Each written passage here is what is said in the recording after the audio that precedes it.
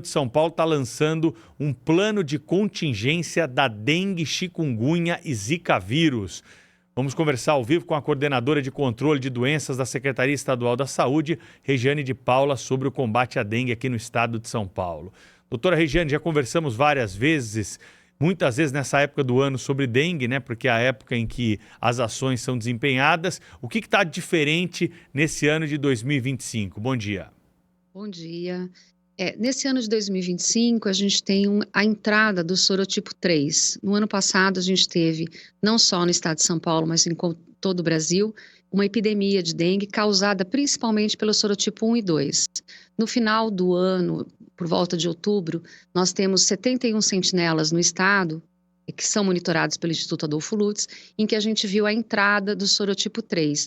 Então, isso faz com que a gente tenha um número maior de susceptíveis e, portanto, esse alerta nesse momento para que a gente possa trabalhar com toda a população, vocês nos levando a informação necessária para que a gente possa falar sobre dengue nesse momento.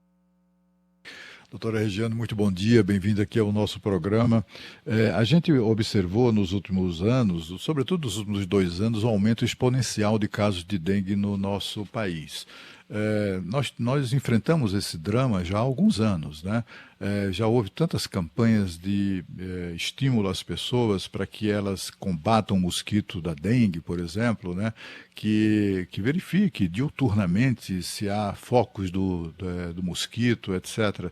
E, no entanto, apesar disso, houve esse aumento extraordinário nos últimos tempos, inclusive com o aumento do número de casos. Eu tive conhecimento de que morreram mais pessoas vítimas de dengue do que de Covid, por exemplo, nos últimos anos, nos últimos 2 anos aqui no nosso país.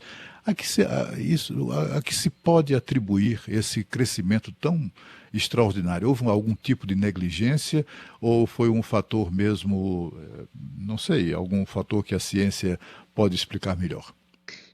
As mudanças climáticas impactam de forma muito importante na questão do Aedes aegypti. Ele é um mosquito que tem uma adaptação muito fácil, ele carrega o sorotipo 1, 2, 3 e 4 de dengue, mais zika, mais chikungunya. Então, com essas mudanças climáticas, o aumento do calor e o aumento da chuva, a gente faz com que esse mosquito, que em média aí leva de 7 a 10 dias para virar um adulto, ele diminua o seu período e a gente tem um maior número de vetores no Brasil, no estado como um todo. Então, a mudança climática, ela impacta diretamente nisso, mas é claro que a gente precisa continuar falando e falando em como eliminar esses criadouros. E acho que uma outra coisa importante também que, como você disse, é uma coisa que vem há muito tempo acometendo todo o Brasil. A gente está num país tropical, o estado de São Paulo também, mas a gente precisa falar um pouquinho sobre a importância da vacina, que a vacina, de fato, vai ser essa mudança de paradigma. Com a vacina,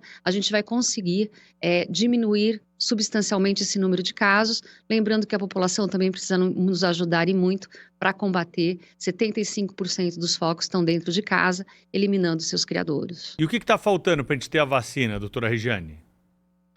Nós temos hoje uma vacina que tem um quantitativo limitado de doses, então é uma estratégia do Ministério da Saúde. Essa estratégia veio com a vacina Qdenga, que são de 2 doses, a primeira dose e a segunda 90 dias depois, e para uma população específica de 9 a 14 anos.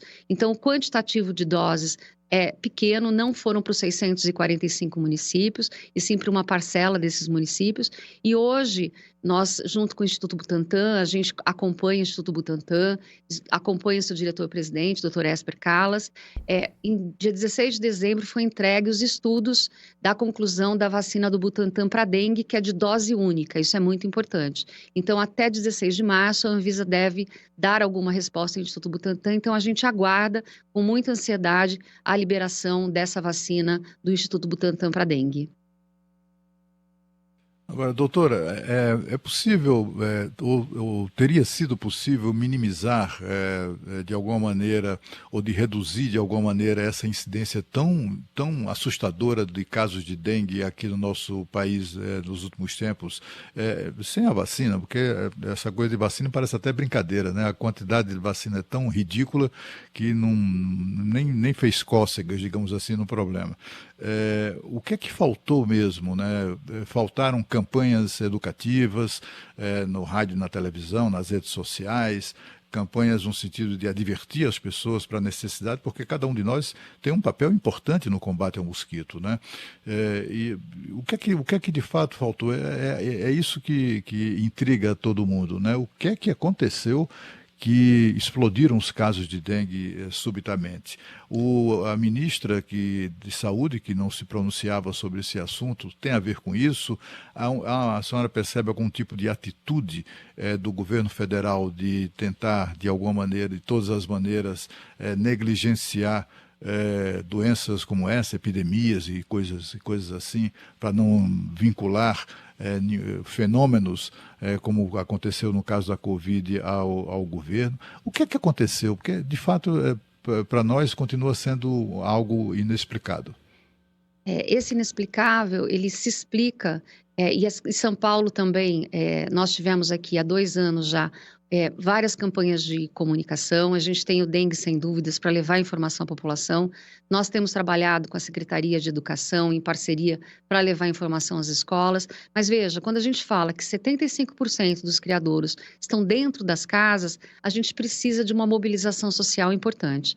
Então, a gente entende, inclusive, que abrir a porta da sua casa para um agente de controle de endemias, para um agente de controle de saúde, pode ser um fator ali de preocupação, mas a gente tem trabalhado muito com uma grande parceria da Defesa Civil no estado de São Paulo e a Defesa Civil Municipal, para que juntos as pessoas permitam que essas pessoas entrem na sua casa, façam uma vistoria, expliquem do que a gente está falando. Por mais que a gente fale sempre de como eliminar o criadouro, no dia a dia, e a gente tem uma vida muito corrida, a gente acaba se esquecendo. E às vezes a calha d'água teve uma chuva intensa, teve folhas ali retidas, pode ser um criadouro do Aedes aegypti. A gente está falando de um mosquito com uma adaptação muito grande, um poder de resiliência muito grande, então ele vai se proliferando e quanto mais as temperaturas sobem, mais chuvas a gente tem, mais vetores a gente vai ter do Aedes, mais uma densidade, como a gente fala, de Aedes, que podem trazer a dengue, a zika ou a chikungunya.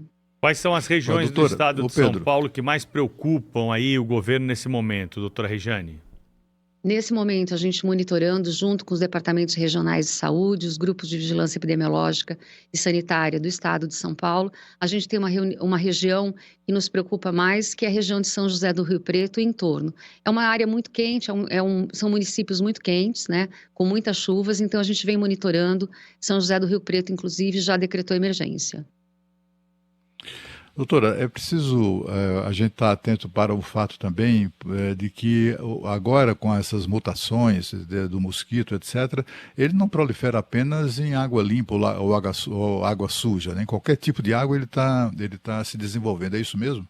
É, correto. Antes a gente falava em água limpa, hoje a gente sabe que não, ele se prolifera em águas mais turvas, águas sujas, então a gente tem uma proliferação importante do Aedes aegypti, sim, nesses cenários. Tinha também uma afirmação que foi dada há um tempo atrás de separar mosquito macho do fêmea para tentar acabar com a reprodução. Isso acabou não tendo sucesso, doutora Regiane? Então, essa é uma estratégia do Ministério da Saúde, seja com a Wolbachia, seja com outras estratégias para que a gente possa eliminar o Aedes. Mas essa estratégia, ela é de grande escala, ela não chegou em todo o estado de São Paulo, a gente tem só uma região hoje, que é de Presidente Prudente, que está trabalhando desde o ano passado com Wolbachia. É uma estratégia do Ministério da Saúde, mas o que a gente precisa lembrar? A partir do momento que eu já tenho um número de casos, isso não vai funcionar para segurar a emergência. Então, é importante que o Ministério da Saúde, em conjunto com o Estado e municípios, ele faça essa ação antecipada. Então, quem traz essas estratégias, ela vem do Ministério da Saúde. E nós, aqui, enquanto Estado, vamos receber e apoiar os municípios. Mas nós não temos ainda essa estratégia em larga escala vindo do Ministério da Saúde. Isso também se insere nessas estratégias. É um programa que eu acho que foi desenvolvido prioritariamente por um instituto apoiado pelo Bill Gates, da Microsoft, que